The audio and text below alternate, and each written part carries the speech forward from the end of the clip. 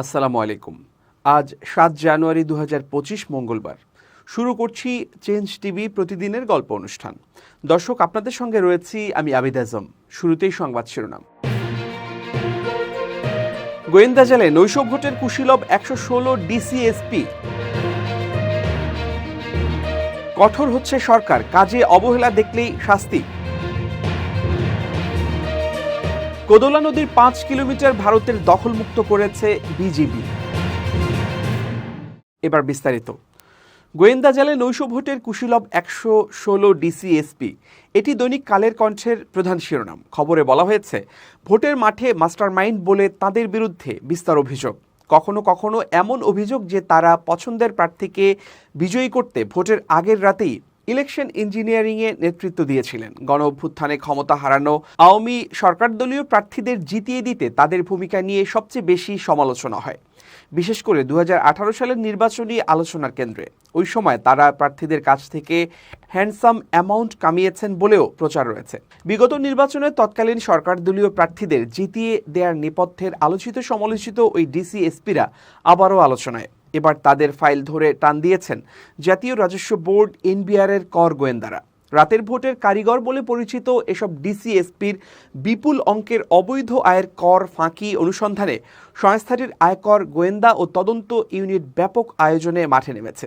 তাদের তৈরি ১১৬ ডিসিএসপির তালিকা এখন কালের কণ্ঠের কাছে।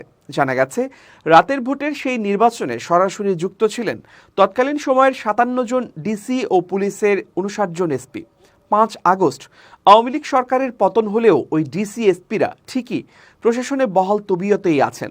আগের সরকার নির্বাচনের পর তাদের ভালো পদায়নও করেছিল। এখন অন্তর্বর্তী সরকারের সময়েও তাদের অনেকেই গুরুত্বপূর্ণ দায়িত্বে রয়েছেন বলে জানা গেছে। তাদের আয়কর নথি যাচাই করে প্রকৃত সম্পদের সঙ্গে মিলিয়ে দেখার উদ্যোগ নিয়েছে সংস্থাটি। নাম প্রকাশ না করার শর্তে এনবিআরের একজন শীর্ষ কর্মকর্তা কালের কণ্ঠকে বলেন, তাদের বিরুদ্ধে জনগণের একটা চাপা ক্ষোভ ছিল। ফ্যাসিস্ট সরকারের পতনের পর এই ক্ষোভ এখন প্রকাশ্যে। সরকারি এসব কর্মকর্তার বিরুদ্ধে অনেক তথ্য আয়কর গোয়েন্দাদের হাতে এসেছে। তারা এখন যাচাই বাছাই করে কর ফাঁকি সংক্রান্ত বিষয় অনুসন্ধান করবেন। কর ফাঁকি উদ্ঘাটন হলে আয়কর আইন অনুযায়ী শাস্তিমূলক পদক্ষেপ নেবে এনবিআর। এছাড়া জ্ঞাত আয় বহির্ভূত সম্পদের তথ্য দুর্নীতি দমন কমিশনকে জানাবে। আইন অনুযায়ী এখন দুদক তাদের বিরুদ্ধে ব্যবস্থা নেবে। জানা গেছে, ২০১৮ সালের নির্বাচনের আগে একটি জরিপ করেছিল জাতীয় নিরাপত্তা গোয়েন্দা এনএসআই। সেই প্রতিবেদন অনুযায়ী আওয়ামী লীগের মাত্র ২২টি আসনে জয় নিশ্চিত ছিল। বাকি আসনে বিএনপি, জামায়াত ইসলামী, জাতীয় পার্টি ও অন্যান্য দলের জয়ের সম্ভাবনা দেখেছিল সংস্থাটি। এরপর গোয়েন্দা সংস্থার প্রতিবেদন ও পুলিশের যাচাই বাছাইয়ের পর নির্বাচনের সঙ্গে সংশ্লিষ্ট ব্যক্তিদের মনোনীত করে পতিত সরকার। যাচাই প্রক্রিয়ায় সবচেয়ে গুরুত্ব দেওয়া হয়েছিল ব্যক্তি ও পরিবারের রাজনৈতিক সংশ্লিষ্টতা। কাজের গতি বাড়াতে হার্ডলাইনে যাচ্ছে সরকার। কাজকর্মে গাফিলতি ধরা পড়লে সংশ্লিষ্টরা পাবেন শাস্তি।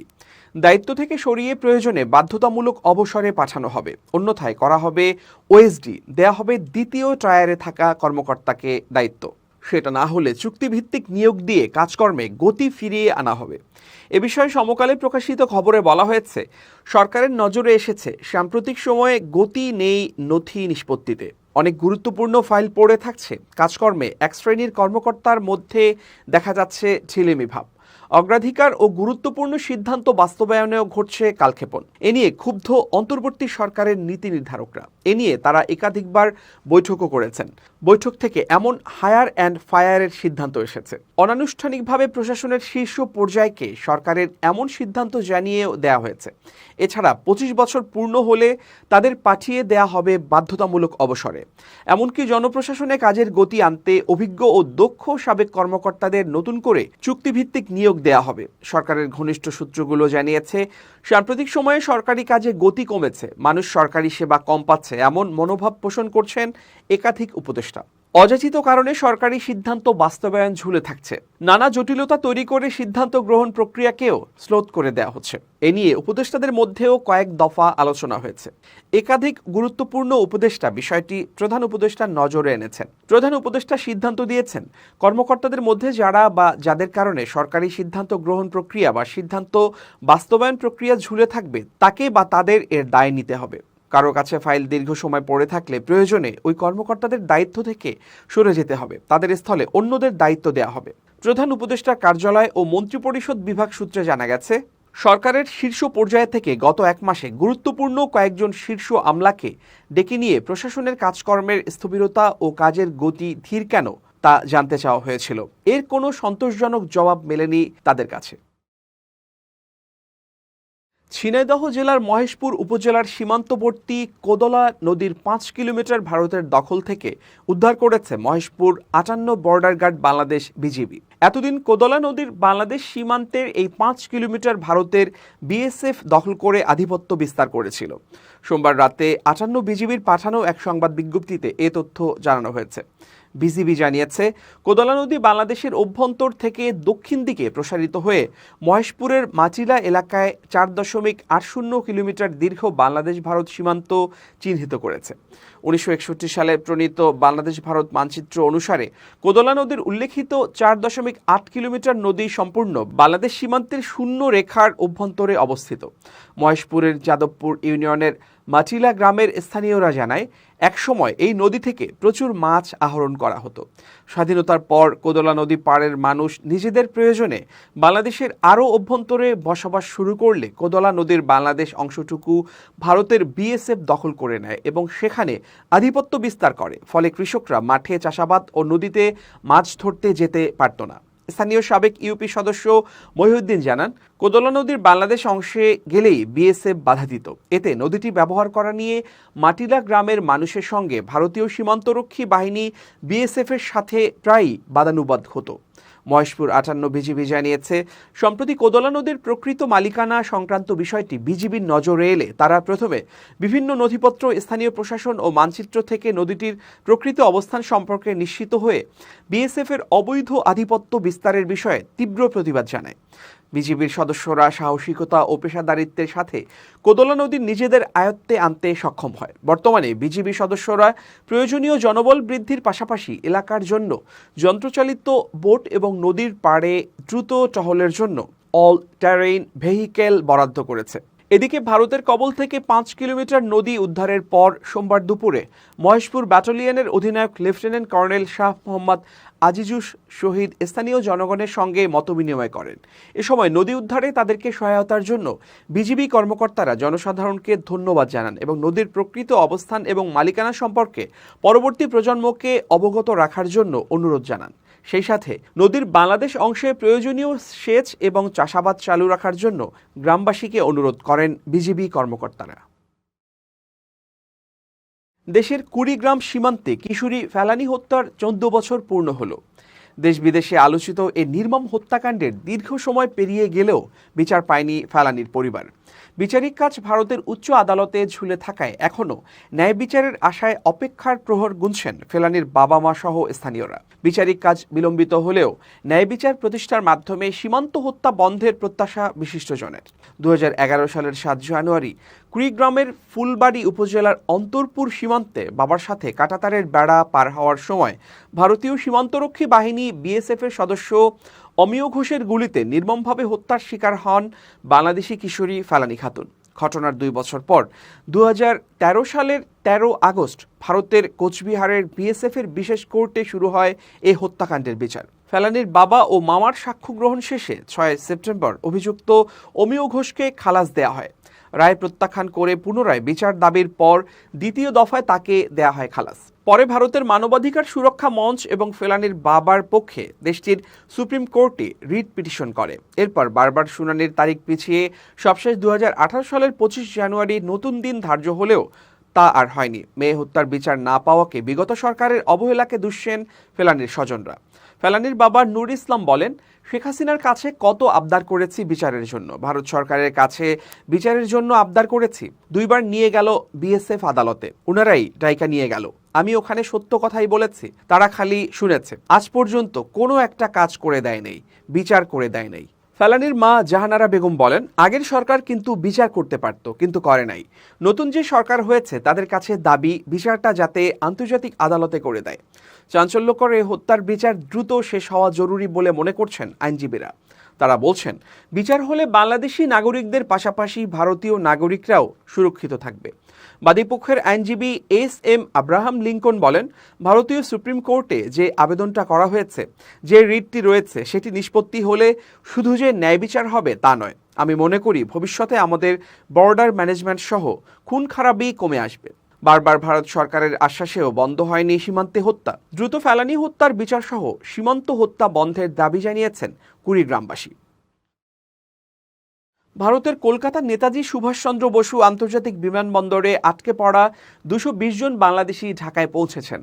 তারা সবাই মালয়েশিয়া থেকে ঢাকায় ফিরছিলেন। স্থানীয় সময় সোমবার দিবাগত রাত 1:30টায় কলকাতা থেকে ছেড়ে আসা মালিন্দো এয়ারের ফ্লাইটটি হজরত শাহজালাল আন্তর্জাতিক বিমানবন্দরে 2:30টায় অবতরণ করে বলে সংবাদ মাধ্যমকে জানিয়েছেন বিমানের যাত্রী রিয়াজউদ্দিন ফাহাদি। এর আগে রোববার রাতে কুয়ালালামপুর থেকে ঢাকা আসার পথে মালিন্দো এয়ারে একটি বিমান ঘন কুয়াশার কারণে কলকাতায় জরুরি অবতরণ করে। বিমানটি রাত 3টায় ঢাকায় পৌঁছানোর কথা ছিল। নেতাজি সুভাষচন্দ্র বসু আন্তর্জাতিক বিমানবন্দর কর্তৃপক্ষ জানিয়েছে, বিমানটি রাত 2:30টায় ঢাকা পৌঁছানোর কথা থাকলেও ঘন কুয়াশার কারণে 220 জন যাত্রী নিয়ে কলকাতায় অবতরণ করে।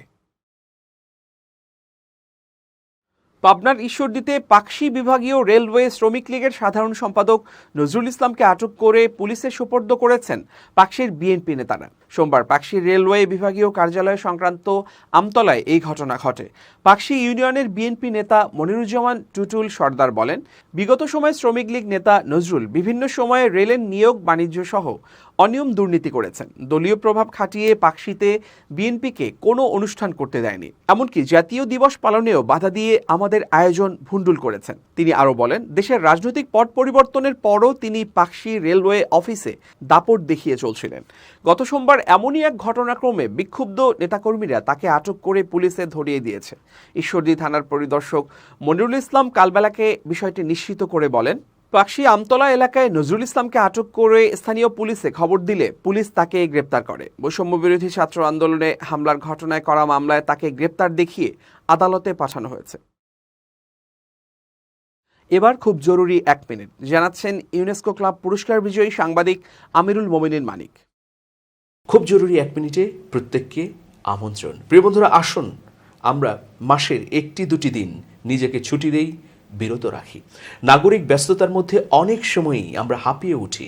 এই হাঁপিয়ে ওঠা থেকে নিজেকে বাঁচিয়ে নিয়ে আবার অনুপ্রেরণায় ভরপুর হতে চাইলে অবশ্যই ছুটি দিতে হবে ব্যস্তময় সকল কাজ থেকে। মাসের 2-1 দিন যদি আপনি এই চর্চাটা করেন, তাহলে আপনার লাভ হবে। আপনি নতুন করে উদ্যম ফিরে পাবেন, অনুপ্রাণিত হবেন সেই একদিনের ছুটি থেকে। সুতরাং আসুন এই ব্যস্ততার মধ্যেও আমরা নিজের জন্য সময় বের করি, সবুজে থাকি, অরণ্যে যাই, প্রকৃতি দেখি, খোলা মাঠে দাঁড়াই, অথবা সাগরের পাড়ে দাঁড়িয়ে শ্বাস নেই। সবাই ভালো থাকুন, শুভেচ্ছা নিরন্তর। এবার দেশের বাইরের প্রসঙ্গ। লোহিত সাগরে হ্যারি ট্রুম্যান নামের মার্কিন যুদ্ধবিমানবাহী রণতরীতে ক্ষেপণাস্ত্র এবং ড্রোন হামলা চালানোর দাবি করেছে ইয়েমেনের হুথি বিদ্রোহীরা। দেশটির হুথি সমর্থিত সামরিক বাহিনীর মুখপাত্র ইয়াহিয়া সারি এ তথ্য নিশ্চিত করেছেন। খবর তাসের। ইয়াহিয়া সারির বরাত দিয়ে দেশটির গণমাধ্যম আল মাসিরাহ টিভি জানিয়েছে, লোহিত সাগরের উত্তরাঞ্চলে হ্যারি ট্রুম্যান বিমানবাহী রণতরীকে লক্ষ্য করে সামরিক অভিযান চালিয়েছে হুথিরা। হামলায় তারা 2টি ক্রুজ মিসাইল এবং 4টি ড্রোন ব্যবহার করেছেন।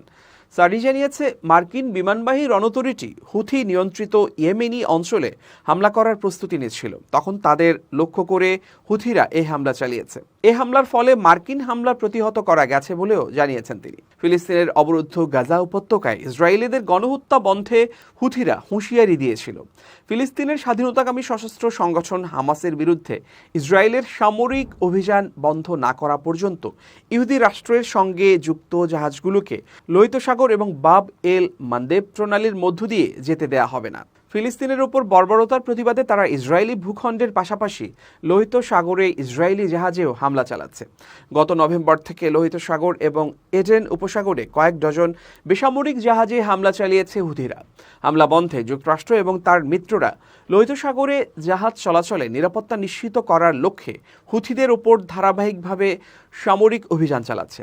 এর প্রেক্ষিতে হুথিদের ক্ষেপণাস্ত্র গুদাম, ড্রোন এবং রেডিও লোকেশন সিস্টেম লক্ষ্য করে বিমান, যুদ্ধজাহাজ এবং সাবমেরিন ব্যবহার করে হুথি বিদ্রোহী নিয়ন্ত্রিত বেশ কয়েকটি ইয়েমেনি শহরে যৌথ হামলা চালাতে শুরু করে যুক্তরাষ্ট্র এবং যুক্তরাজ্যের সশস্ত্র বাহিনী। প্রিয় দর্শক, শেষ করছি প্রতিদিনের গল্পের আজকের গল্প। চেঞ্জ টিভি.প্রেস বাংলাদেশের ইউটিউব জার্নালিজমের অগ্রদূত। ভিজিট করুন এর ওয়েবসাইট www.changetv.press, youtube.com/changetvpress এবং সাবস্ক্রাইব করুন চ্যানেলটি। নিয়মিত লাইক, কমেন্ট ও শেয়ার করে আপডেট রাখুন নিজেকে। ভালো থাকুন, নিরাপদে থাকুন, শুভেচ্ছা নিরন্তর।